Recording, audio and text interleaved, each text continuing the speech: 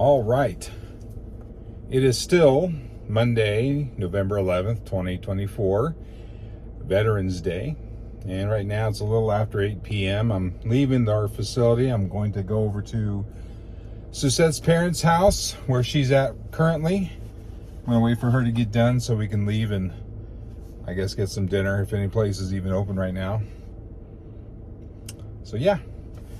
So I'm going to try to drive with this light on so you can see me. Doesn't seem to interfere with anything. I may turn it off here and there if it does, but so far so good. Want to finish off where the last video left off, and I was talking about politics and the presidential election and I think its impact for our country, and I was talking about the global impact, or at least how it affects us outside our country.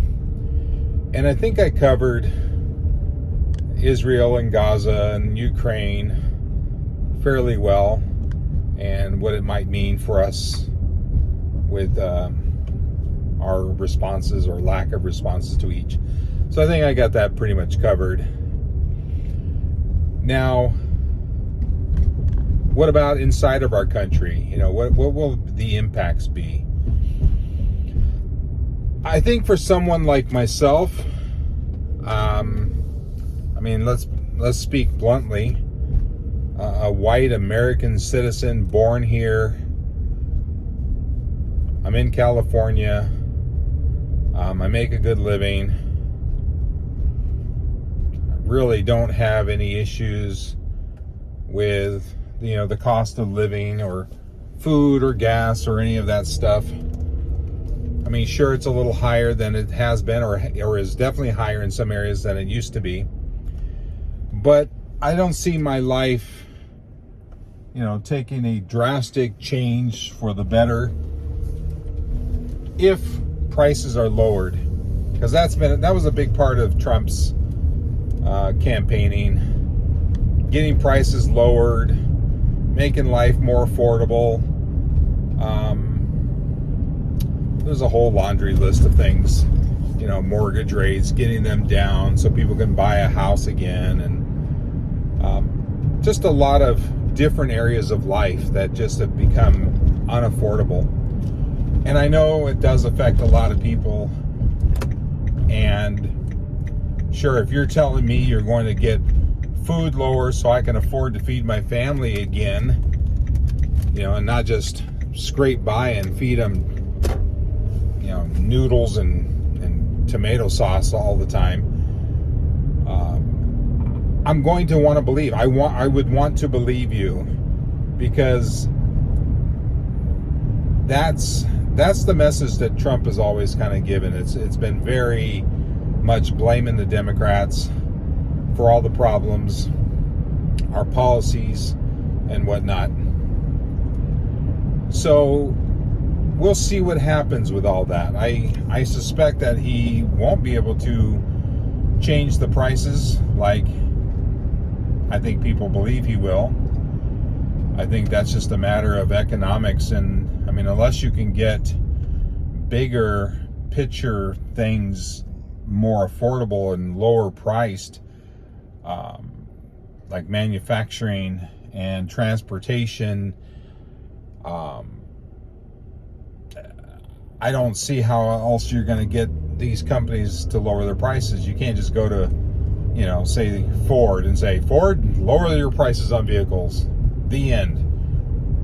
They're going to say, yeah, sure. Okay, we'll do that. You know, unless there's some kind of like backdoor deal, you know, we'll get, you know, give us a bunch of tax breaks and we'll lower some prices. And, you know, Ford's not going to be, you know, stupid about it. They're going to have smart people working on it. This is my turn. I think nobody's going to crash into me. And I'm inside. So now I can park.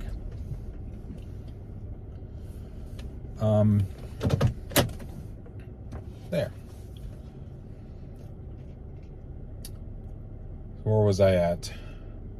So I think it's a very complicated thing to get prices lowered, and companies like Ford and any major company really is going to have some smart people on their side trying to figure out what they can and cannot do. I'm trying to straighten this camera out a little bit. So, yeah, I'm not sure how this is going to play out.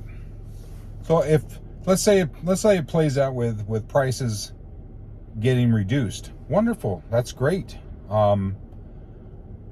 I think things should be affordable. I think families should be able to feed them, or a family should be able to be fed and afford to buy basic things like food and utilities and housing.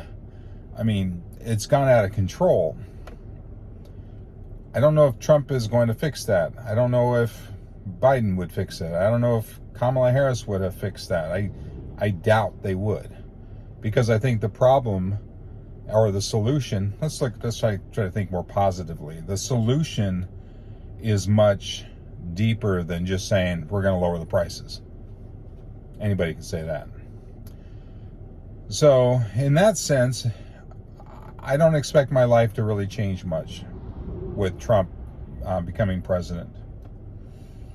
Now he also talks, switching kind of gears or topics on, what Trump's going to do internally in this country. He talks about mass deportation. Again, born here, raised here. My parents were born here. American citizen, day one. Now my wife, Suzette, is Cuban, came from Cuba.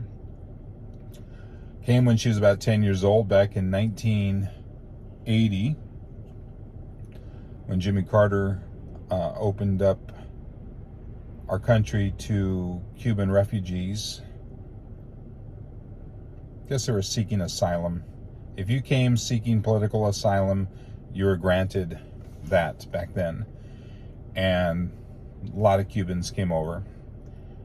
And there's a whole story on that. Maybe one of these days I'll have her sitting in here with me, and she can tell that story. A very courageous story from her parents, taking the chance of going on a little boat into the rough seas with 3 little kids and hoping to make it the 90 miles from Cuba to Florida. I can only imagine what life was like for a young family to risk that. There's a lot more to that story. Like Castro would force all the boats that did come there to pick up people, because Susette's family, they had some already in Cuba that chartered a boat to come pick them up. Wasn't that simple. The boats came. I don't think they allowed them in the marina until Castro was ready for it. I don't know if that's the case. They may have been able to, come into the marina and wait, but Castro was not letting anybody leave until he was ready. And in the meantime, he emptied out like his prisons, and I want to say like mental hospitals and things like that, and forced all these people to just overload their boats with all these people. And he forced everybody to wait until the storms came in and then allowed them to leave. So they had to leave, and they had to go at this point with overloaded boats in very stormy weather. And Suzette said it was terrifying. And I guess when you're out there in the open ocean and these waves are huge, and when a wave starts to swell up and you see down in the pit, down in its lowest point, it just looks like this black hole of death. And she saw other boats that would sink and people dying, and there's nothing you can do. You have no room on your boat. You can't save them. You can't do anything. There's nothing you can do. All you can do is save yourself and keep going. I can't imagine that. Anyway, I don't want to turn this into that story. Like I said, I think this would be a great video for another time, and having Suzette give her side of it. But talking about the mass deportations, because Trump is talking about that, and I mentioned about that she's Cuban. She is an American citizen. She got her citizenship about, I think it was like 10 years ago. And yeah, I mean, even her, I want to say most of her family got their citizenship, but the other ones who didn't have the permanent resident or green card, that allows them to be here permanently. So I would hope that would be enough. I don't know what Trump is attempting to do. I do know that California and our governor, Newsom, they're already talking, I can see it on the news, they're already talking about lawsuits against the Trump administration, and they'll fight them every step of the way if mass deportations are, going to affect Californians and people here, because we definitely don't have, we're a very liberal state for the most part, especially when it comes to policies and stuff. And we have a huge agricultural industry in this country. The Central California, you can drive up and down California and you're going to see crop after crop after crop. And it's the state is actually very amazing on the things it offers. And you got big cities, huge cities. I forgot the population of LA or LA County, but it's in the millions. And LA County could probably rival many countries. And then you can leave that and go up through Central California, and you just, like I said, there's just agriculture, a lot of farms, a lot of dairy farms. You see, I don't know if they're dairy farms, but there's a lot of cattle along the way. But I digress. We'll see what this mass deportation does. I suspect it'll probably tear apart a lot of families. I'm sure there's a lot of complicated situations for people that live in this state or that live in this country.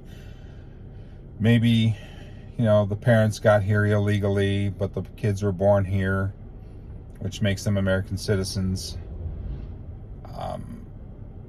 Right, wrong, that's another debate.